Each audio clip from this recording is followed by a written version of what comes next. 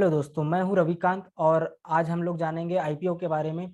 यह मेरे share market basics video का तीसरा वीडियो है और पहले भी दो वीडियो मैंने अपलोड किए हुए हैं। अगर आपने वो दोनों वीडियो नहीं देखे हैं तो नीचे डिस्क्रिप्शन बॉक्स में और कमेंट में मैं अपना दोनों वीडियो का लिंक दे दूंगा। अगर आपने वो वीडियो नहीं देखे हैं तो पहले आप वो वीडियो देखिए।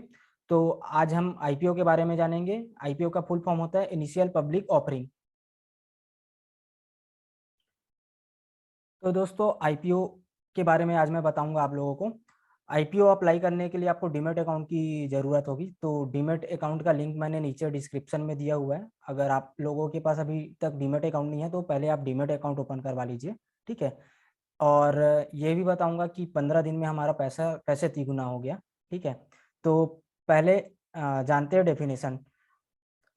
Initial public offering (IPO) is the process by which a private company can go public by sale of its stocks to general public.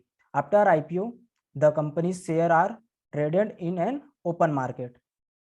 Okay, open market मतलब स्टॉक एक्सचेंज एनएससी बीएससी जो होती है उस पर वो trade करना start कर देगा लिस्टिंग के बाद।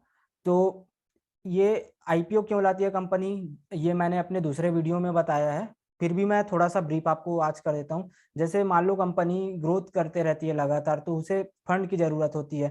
तो वो पहले कर्जा ले सकती है बैंक से या किसी इन्वेस्टर से।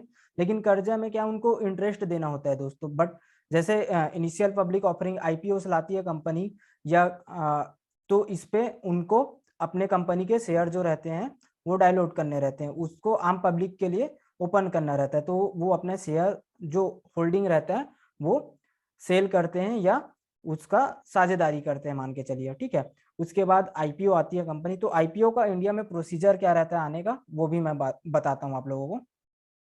IPO process in India. तो पहले जैसे कंपनी रहेगी, कंपनी लाएगी आईपीओ, है ना। तो कंपनी इन्वेस्टमेंट बैंक हायर करती है पहले तो, hiring the right investment bank. Okay, तो इन्वेस्टमेंट बैंक हायर करती है तो वो प्रोसीजर उनका, कंपनी का प्रोसीजर वो आगे फॉरवर्ड करते हैं सेबी को, filling the application with SEBI. Investment bank अपने क्लाइंट का जो भी कंपनी होगी, मान लो XYZ कंपनी है, तो उनका फिर वो ड्राफ्ट या एप्लीकेशन तैयार करती है। सेबी, जैसे आप सब जानते होंगे, सिक्योरिटी मार्केट को सेबी रेगुलेट करती है। Security exchange board of India SEBI का फुल फॉर्म होता है, ठीक है। देन उसके बाद एप्लीकेशन हो जाने के बाद फिर drafting of the red herring document, ये ड्राफ्ट तैयार करते हैं कंपनी का, ठीक है। Drafting of the red herring document या drafting of the red herring procedure, ऐसा भी बोलते हैं इसको, DRHP या DRHD, ठीक है। देन उसके बाद फिर एक्सपर्ट्स की टीम उसको फिर एनालाइज करती है कि कंपनी को आगे लिस्ट करना चाहिए कि नहीं करना चाहिए। और उसके बाद फिर deciding of the IPO price, फिर वही उनका जो प्राइस बैंड रहता है वो डिसाइड होता है कि कंपनी कितने में लिस्ट होने वाली है, क्या उसका प्राइस बैंड रहेगा, वो बताया, वो यहाँ कंफर्म किया जाता है दोस्तों, ठीक है। उसके बाद लॉन्चिंग ऑफ द आईपीओ, उसके बाद आईपीओ लॉन्च किया जाता है। वो मैं अभी एग्जांपल के थ्रू भी आपको आप लोगों को बताने की कोशिश करूंगा, ठीक है। Launching of the IPO, launch हो जाता है। उसके बाद allotment of the shares. Allotment में क्या होता है, जैसे मान लो XYZ जो कंपनी है उसके लिए उसके पास 10 शेयर हैं लेकिन उसको लेने वाले 100 लोग आ गए, तो 10 लोगों को ही वो शेयर अलॉटमेंट होगा और 90 लोगों को नहीं हो पाएगा। तो वही अलॉटमेंट का डेट रहता है, तो अलॉटमेंट ऑफ द शेयर वही लिखा हुआ है यहाँ, ठीक है। उसके बाद वो जैसे अलॉटमेंट हो गया, देन एक फिक्स डेट रहता है, उस पर वो लिस्ट हो जाती है। Listing of the shares on stock exchange, stock exchange मतलब एनएससी बीएससी में फिर वो लिस्ट हो जाती है दोस्तों, ठीक है। तो ये हो गया मोटा मोटा आईपीओ का प्रोसेस इंडिया में कैसे होता है, कैसे एक कंपनी रहती है, कैसे वो इन्वेस्टमेंट बैंक के पास जाती है, फिर वो इन्वेस्टमेंट बैंक अपने क्लाइंट का सेबी के पास एप्लीकेशन लगाती है।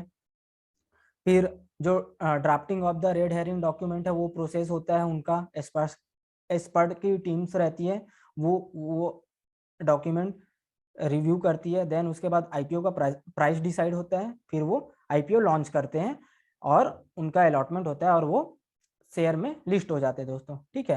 ये तो प्रोसीजर रहा। अब उसके बाद मैं आप लोगों को एग्जाम्पल बताता हूँ। कि अभी तक जो आईपीओ आए हुए हैं उसमें से इनमें से 2 में मैंने भी अप्लाई किया था, बट अनफॉर्चुनेटली वो मुझे नहीं मिला। ठीक है, तो ये मैंने एक लिस्ट बनाया दोस्तों, है ना। इसमें IPO name, open date, in date, offer price band and total investment, ठीक है, अलॉटमेंट डेट, लिस्टिंग डेट और listing price and total profit या लॉस, ये हम देखेंगे। तो पहला जो आईपीओ था वो सिगाची इंडस्ट्रीज लिमिटेड करके था। ये आया था 1 नवंबर 2021 को और इंड डेट था इसका 3 नवंबर 2021 को। 1 तारीख को ओपन हुआ, 3 तारीख को इसका इंड डेट था आईपीओ का। उसके बाद ऑफर प्राइस जो हमने ऊपर देखा था ना, ये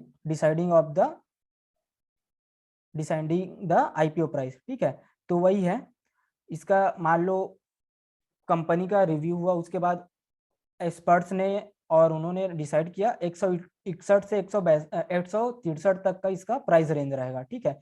मतलब एक शेयर का प्राइस इन्होंने इतना रखा था। बट हमको जब भी आईपीओ अप्लाई करना है तो हाई बिड में अप्लाई करना है। मान लो ऐसा है कि आप मान के चलिए अपना बाइक बेच रहे हैं, उसका प्राइस आपने 30,000 रखा है, तो किसी ने उसको कंसेशन करके 28,000 में मांगा, किसी ने उसको कंसेशन करके 27,000 में लास्ट प्राइस मांगा, तो आप 28,000 वाले को दोगे ना।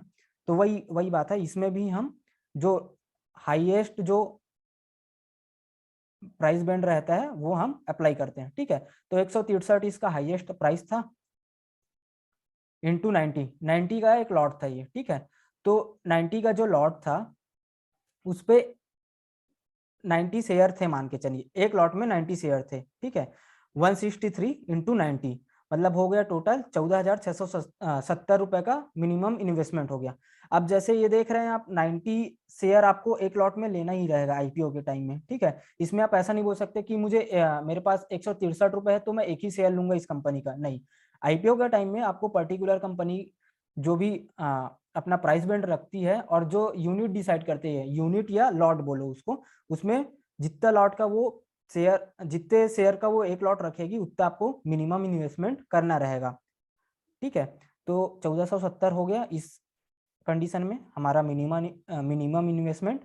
उसके बाद अलॉटमेंट डेट था इसका 10/11/2021 को। 1 से 3 तारीख तक बिड लगा सकते थे जिनको भी ये शेयर लेना था वो लोग। उसके बाद 10 तारीख को 10/11/2021 को इसका अलॉटमेंट डेट आ गया। मतलब मान के चलिए 100 शेयर थे और उसको लेने वाले 1000 लोग हो गए, तो 100 लोगों को ही शेयर मिलेंगे, बाकी जो 900 लोग रहेंगे उनको नहीं मिलेगा।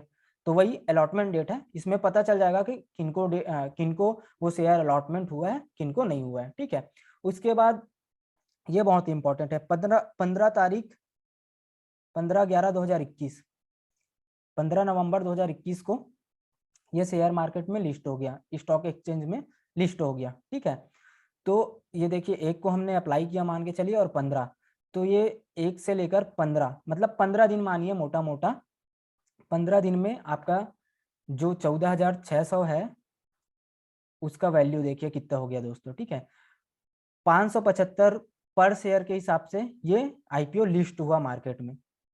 एक शेयर का कीमत हो गया 163 के जगह 575 रुपए, ठीक है। तो हमारे पास एक यूनिट मिलता है हमको, उसमें 90 शेयर्स रहते हैं, तो 575 इंटू 90 इज इक्वल टू 51,750। मतलब आपका 14,670 हो गया 51,750 रुपए, सिर्फ और सिर्फ 15 दिन में, ठीक है। ये होती है अच्छी, इसकी लिस्टिंग बहुत अच्छी हुई है, बम्पर लिस्टिंग दिया इसलिए आपका इतना रिटर्न आ गया। और हाँ दोस्तों, अगर आपको आईपीओ में इंटरेस्ट आ रहा है इस वीडियो के बाद, तो आईपीओ अप्लाई करने के लिए डीमैट अकाउंट कंपलसरी रहता है, ठीक है।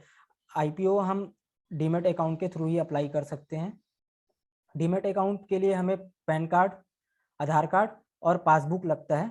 और मैं जो डीमैट अकाउंट यूज़ करता हूँ उसका लिंक मैं डिस्क्रिप्शन में दे देता हूँ नीचे। आप लोग अगर चाहें तो वो डीमैट अकाउंट ओपन कर लीजिए, ताकि आगे भी आप लोग आईपीओ अप्लाई कर सकें। और इससे रिलेटेड मैं और आगे वीडियोस बनाऊंगा ताकि आप लोगों को और क्लियरिटी आए। बाकी आज के लिए बस इतना ही, आशा करता आपको, बट हम लॉस को कम कर सकते हैं और मिनिमम रिस्क में हम आईपीओ अप्लाई कर सकते हैं। आईपीओ में मैं ये भी बोलता हूँ कि आपको मिनिमम इन्वेस्टमेंट ज़्यादा लगता है, 13 से 15,000 तक को आपको मिनिमम इन्वेस्टमेंट लगेगा। बट अगर आप अप्लाई करते हैं और उसमें आपको अगर लिस्टिंग गेन मिल जाता है, तो 15,000 का मैं ज़्यादा नहीं बोलता, 20,000 तो हो ही जाएगा अगर अच्छे आईपीओ में हम अप्लाई करें।